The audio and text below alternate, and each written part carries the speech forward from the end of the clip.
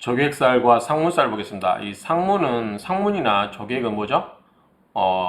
초상집에 가는 거죠. 그래서 초상집에 가는 게 좀 대부분 껄끄러 하는 거죠. 그래서 이 초상집에 갔다 와서 아프거나 또 초상집에 갔다 와서 안 좋거나 뭐 그런 일이 생기고 그러면 좀 깨림직하죠.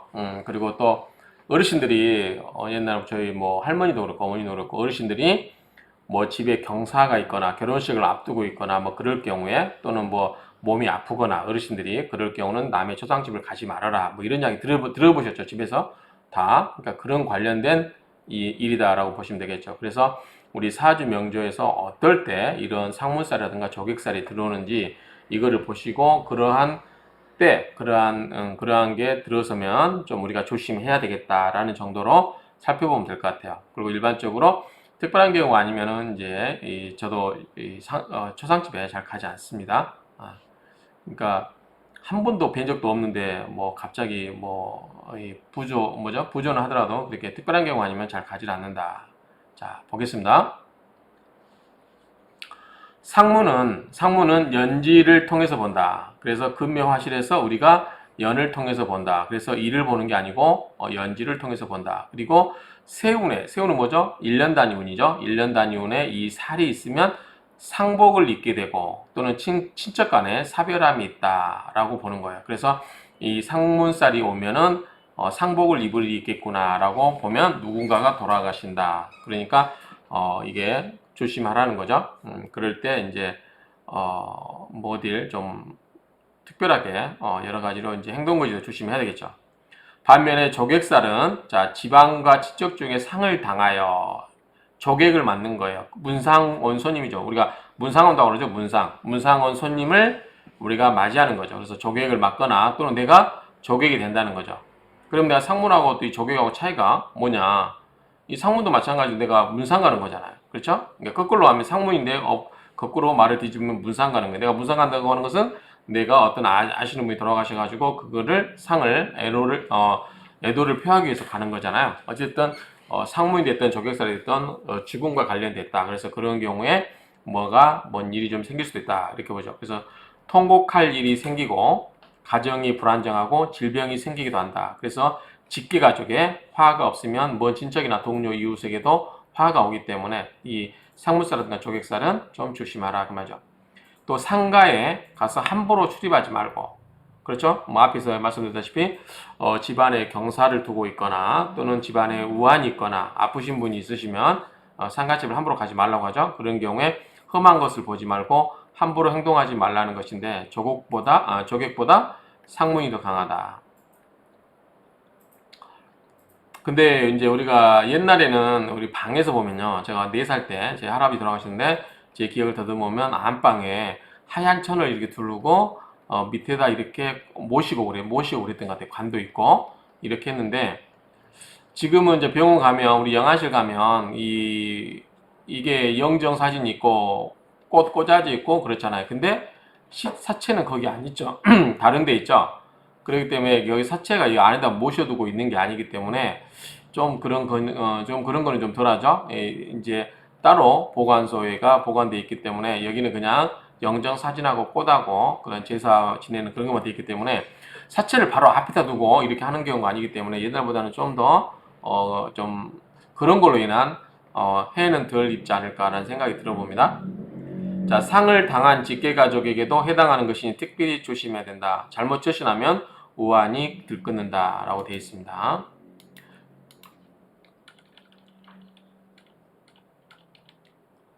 자, 상문살은 연지나 일지의 두 번째 그 뒷이고, 자, 뭐냐면 일지, 아까 이제 연지라고 했죠. 일지에 있는데 어쨌든 기준이 되는 걸 기점으로 해서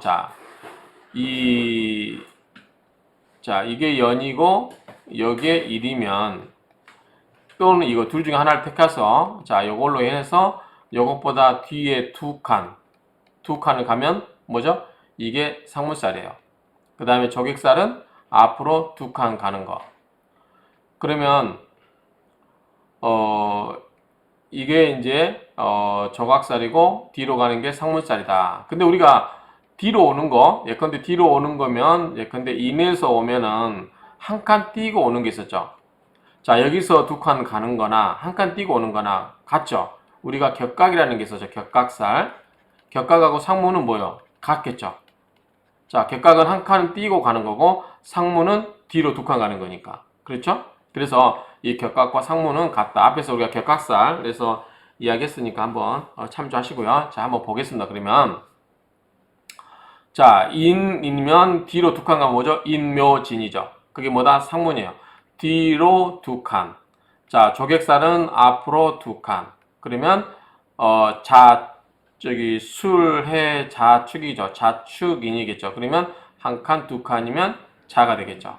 앞으로 두 칸 가면 조객살 자가 되고 뒤로 두 칸 가면 진이고 상문살이고.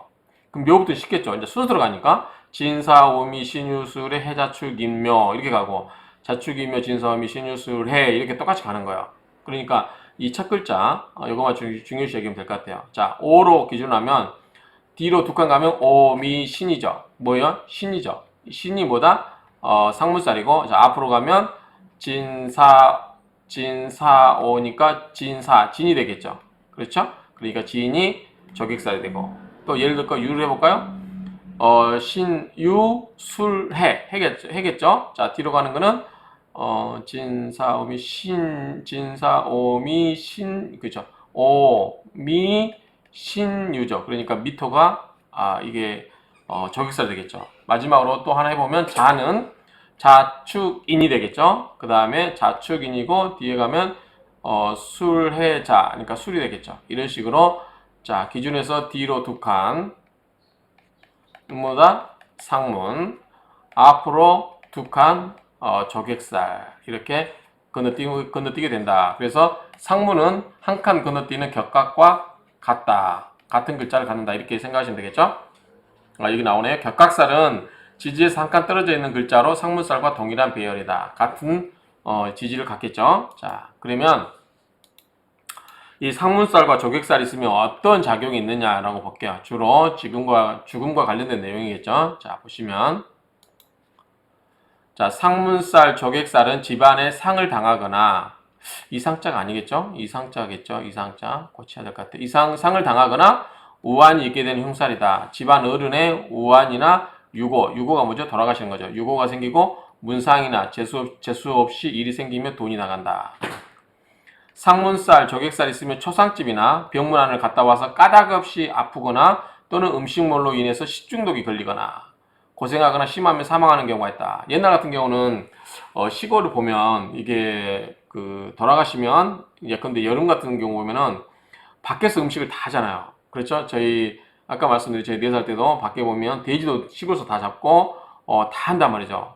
그러면 여름 같은 경우 날씨가 좀 더울 것 같은 경우는 하루 이틀 2, 3일 있잖아요. 그러면은 그때 음식에 탈이 생길 수도 있죠. 근데 요즘은 이제 영안실에 있기 때문에 냉동식품에 그 다음에 또 이제 사체를 따로 보관하고 이런 문제이기 때문에 이런 게 좀 덜하겠죠. 위생적으로 그런 부분을 신경 쓰니까 그리고 방역 같은 것도 이루어지고 하기 때문에 덜할 텐데 옛날에는 아무래도 그 음식물이라든가 이런 게 날씨 기후 변화에 의해서 좀 영향을 받을 일이 있었다라고 생각이 돼요. 그러니까 이런 게 이제 이야기가 되지 않았을까 싶은데 지금 추세는 좀 의미가 약하지 않을까라고 생각을 합니다. 그래도 어찌됐든 조심하라. 자, 상문살, 조객살이 있으면 건물을 새로 짓거나 묘를 안장할 때, 이사할 때 사고로 인한 화를 당한다여 피하고 있다.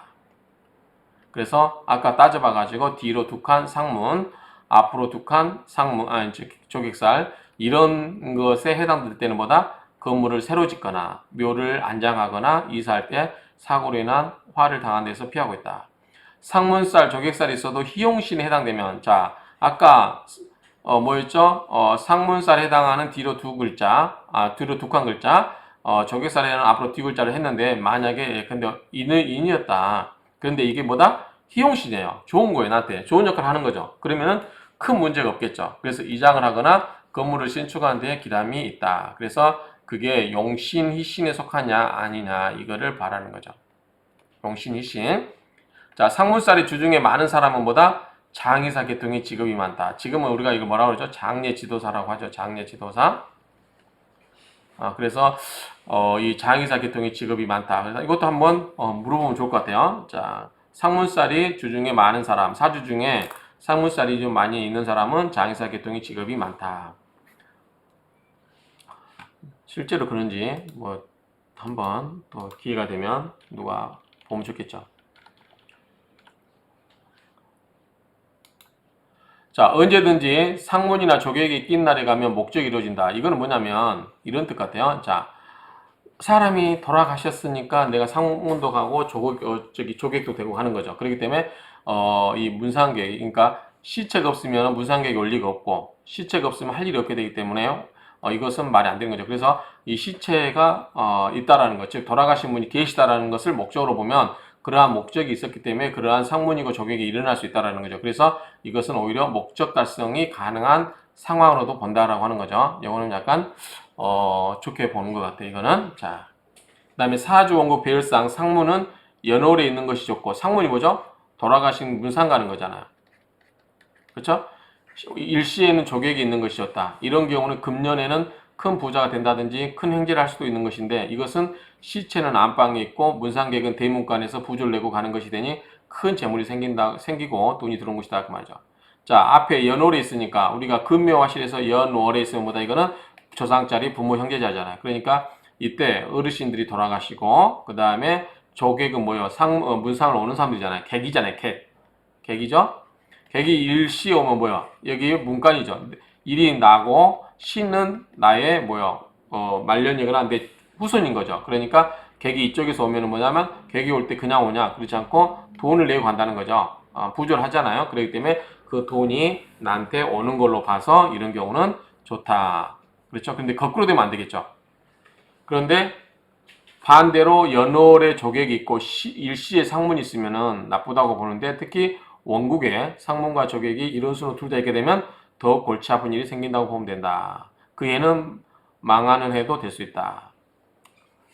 뭐 이렇게까지 참조만 하실게요. 뭐 이렇게까지 별로 그 어떤 논리적이라든가 이런 게 뭐 크게 와닿지가 않죠.